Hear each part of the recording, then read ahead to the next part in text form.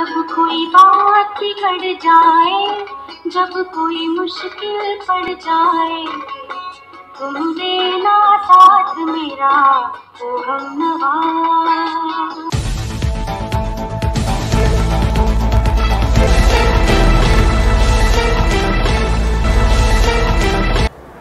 जमशेदपुर टाटा नगरी झारखंड के एक बंगाली परिवार में जन्मी और पली बढ़ी डॉक्टर स्वरूपा मित्रा कैसे दिल्ली एनसीआर में एक टॉप कैंसर स्पेशलिस्ट डॉक्टर बनी एवं कैसे इनका डंका भारत ही नहीं बल्कि विदेशों में ही बजता है, तो आज की सक्सेस स्टोरी में बताएंगे डॉक्टर स्वरूपा मित्रा की सफलता का राज।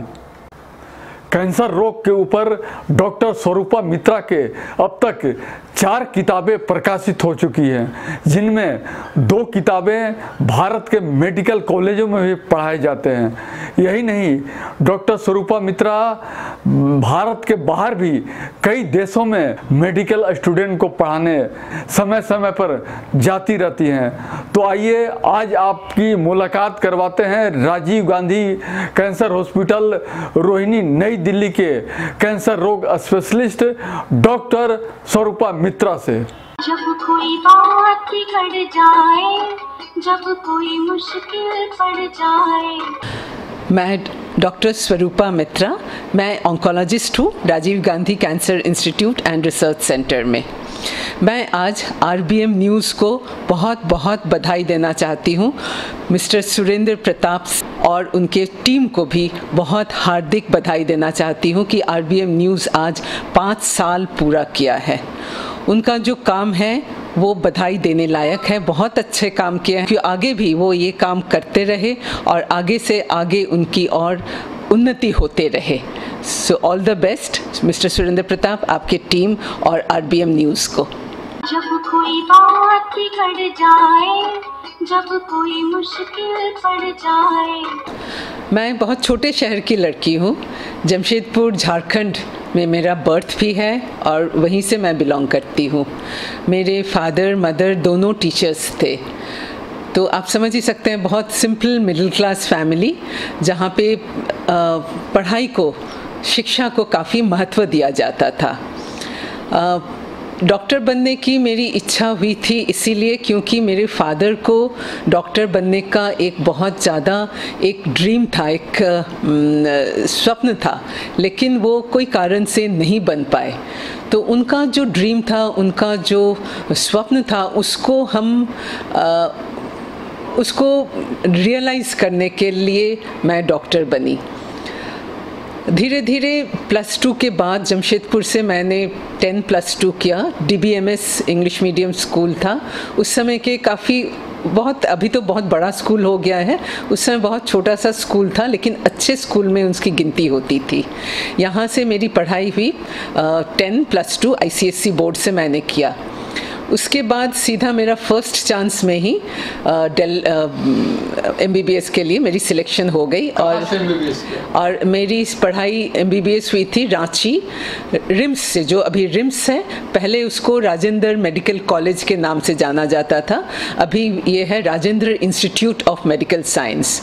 यहाँ से मेरी एमबीबीएस की पढ़ाई होती है। एमबीबीएस पढ़ाई के बाद, जैसे सब कोई जानते हैं, एमबीबीएस की पढ़ाई बहुत लंबा होता है, तो एमबीबीएस के बाद मैंने इंटर्नशिप और हाउस जॉब ख़त्म किया और उसके बाद फिर एमबीबीएस के बाद एमडी करना बहुत ज़रूरी होता है, तभी एक स्पेशलाइजेशन होती है। सो उसके लिए भी एक टेस्ट होता है जो ऑल इंडिया लेवल की टेस्ट होती है, उसके लिए पढ़ाई की ज़रूरत होती है, प्रिपरेशन की ज़रूरत होती है।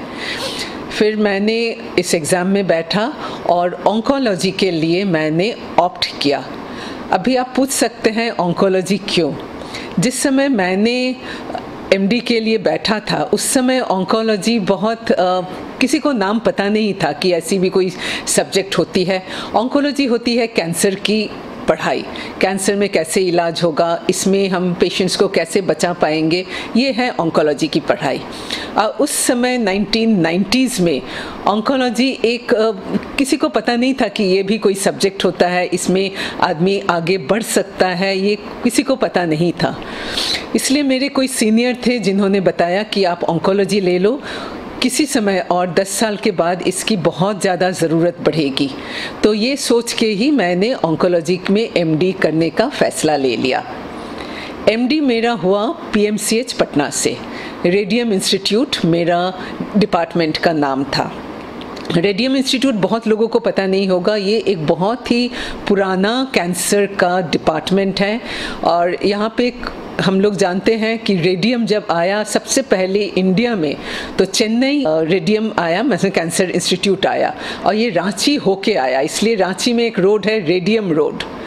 तो रांची से पटना जब ये मशीन आई तो ये एक पहला इंस्टीट्यूट था जहाँ पे कैंसर की पढ़ाई शुरुआत हुई थी। तो यहाँ पे शायद मैं पहली फीमेल कैंडिडेट थी जिन्होंने MBBS इन रेडिएशन ऑन्कोलॉजी शुरू किया था। यहाँ से मेरी फिर जर्नी शुरू होती है as an oncologist, as a cancer specialist.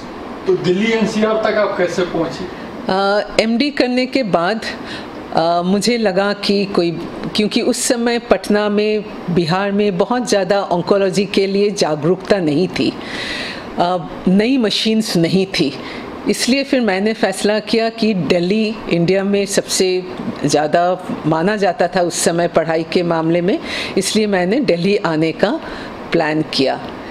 Oncology में MD करने के बाद मैंने निर्णय लिया कि दिल्ली में बाकी सीनियर रेजिडेंसी वगैरह शुरू करना चाहिए।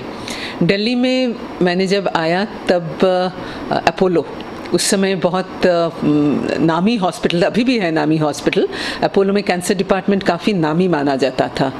तो कैंसर डिपार्टमेंट में मैंने यहाँ पे आके, अपोलो में आके मैंने इंटरव्यू दिया। और शुरुआत में, मैं सच कहूँ तो शुरुआत में दिक्कत हुई थी। उस समय दिल्ली में बिहार से जिन लोग आते थे उन लोग के लिए दिक्कत होती थी, बिहार को बहुत अलग नज़र से देखा जाता था। तो बिहार के कैंडिडेट्स को चूज़ करने के लिए, सिलेक्ट करने के लिए लोग काफ़ी बार सोचते थे। उन्हें लगता था कि बिहार में पढ़ाई नहीं होती है, बिहार में पॉलिटिक्स ज़्यादा होता है, ये सारी चीज़ बिहार के बारे में लोग सोचते थे, जो कि गलत था। और मेरे जैसे बहुत लोग उस समय बिहार से आए थे और वो सारे अभी बिहार में काफ़ी अच्छा नाम किए हैं और अभी बिहार का नाम काफ़ी ऊपर है। अभी यहाँ पे है हमारे बिहार के डॉक्टर्स का एक ग्रुप है जो कि बहुत अच्छा काम कर रहे हैं। बट एनीवे, मैंने अपोलो में जब इंटरव्यू दिया, काफ़ी समय के बाद उन्होंने मुझे सिलेक्ट किया। उन्होंने जब मुझे इंटरव्यू में पूछा था कि बिहार से है, पता नहीं कितना आता होगा, तो मैंने उन्हें कहा था कि आप एक बार मुझे सिलेक्ट करके देखिए, आप मुझे छोड़ने नहीं देंगे इसके बाद। मेरे को याद है कि ये चीज़ मैंने बहुत प्राइड के साथ, बहुत कॉन्फिडेंस के साथ कहा था। और यही हुआ था, जब मैंने अपोलो छोड़ा तो बहुत वहाँ के डॉक्टर्स चाहते नहीं थे कि मैं छोड़ दूँ हॉस्पिटल, बट लेकिन जर्नी था, जाना था, दूसरे जगह में डिफरेंट हॉस्पिटल्स में काम करने का मौका मिलना ज़रूरी है यंग एज में। उसके बाद मैं आर्टेमिस में गई और फिर राजीव गांधी में मेरा अभी 12वां साल, 12th ईयर चल रहा है। राजीव गांधी में मैं हूँ एज ए सीनियर ऑन्कोलॉजिस्ट। इस समय मैंने अभी 3-4 किताबें मेरी लिखी हुई है। एक किताब मेरी अभी आ रही है जो कि US में बुल्टर क्लोअर एक पब्लिकेशन है, वहाँ से अभी निकलेगा। इसके अलावा कैंसर के बारे में मेरी जो रिसर्च वर्क है उसको मैं पेश करती हूँ as presentation, as research talk. ये इंडिया में, इंडिया के बाहर भी मुझे जाना पड़ता है। इसके बाद हमारे इंडिया में हम क्या क्या काम कर रहे हैं ये बाहर तक पहुंचाने के लिए हमारा लाइफस्टाइल थोड़ा अलग हो जाता है। हमारी जो चॉइस होती है सभी चीज़ लगभग मेडिकल, पेशेंट, रिसर्च इसी के आसपास घूमते हैं। हम लोग जब अपने फ्रेंड्स से मिलते भी हैं तो घूम फिर के बात उसी पे आ जाता है, हमारे प्रोफेशन पे ही आ जाता है। लेकिन फिर भी जो भी मुझे फ्री टाइम मिलता है, एक तो जब 50 क्रॉस मैं कर गई तब से मुझे लगा कि हेल्थ पे ध्यान देना चाहिए, क्योंकि हेल्थ इज़ वेल्थ। इसलिए मैंने योगा, एक्सरसाइज, जिमिंग ये शुरू किया है। मेरी मातृभाषा तो बंगाली है और बांग्ला मुझे बोलने, पढ़ने, लिखने सभी आता है और बांग्ला गाना भी आता है, लेकिन बहुत ज़्यादा सुनने का बहुत ज़्यादा मौका तो नहीं मिलता है। अगर कोई मुझे अचानक क्वेश्चन करे कि कौन सी मूवी बेस्ट लगा है तो मेरे नाम से तुरंत निकलता है ज़िंदगी ना मिलेगी दोबारा। ये पता नहीं कितना बार मैं देख चुकी हूँ। मेनली इसीलिए उसका मैसेज बहुत इम्पॉर्टेंट है। मैसेज यही है कि ज़िंदगी एक ही बार मिलती है और इसको पूरी तरह से लिव करना चाहिए, उसको एंजॉय करना चाहिए। जो भी अपना शौक़ है, जो भी आप करना चाहते हैं, कल किसी ने नहीं देखा है, उसे आज ही कीजिए। गाना या प्रेयर जो भी कीजिए, बोलिए, वो मैं गुनगुनाना चाहती हूँ। अब मुझे वो बचपन से, स्कूल के ज़माने से बहुत अच्छा लगता है। इसकी हिंदी भी बनी हुई है। इसका हिंदी है, जब कोई बात बिगड़ जाए। जब कोई बात बिगड़ जाए, जब कोई मुश्किल पड़ जाए। इसकी जो इंग्लिश मेन है वो एक प्रेयर है। If you miss the train I am on, you will know that I am gone. You can hear the whistle blow 100 miles. 100 miles, 100 miles, 100 miles, 100 miles.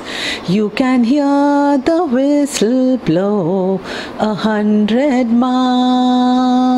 500 miles, 500 miles, 500 miles, 500 miles.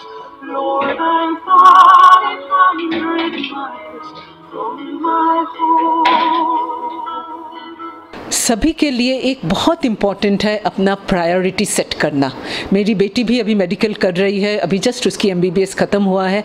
मैं उसे भी यही कहना चाहती, हमेशा यही कहती हूँ, प्रायोरिटी अपने लाइफ का रखिए।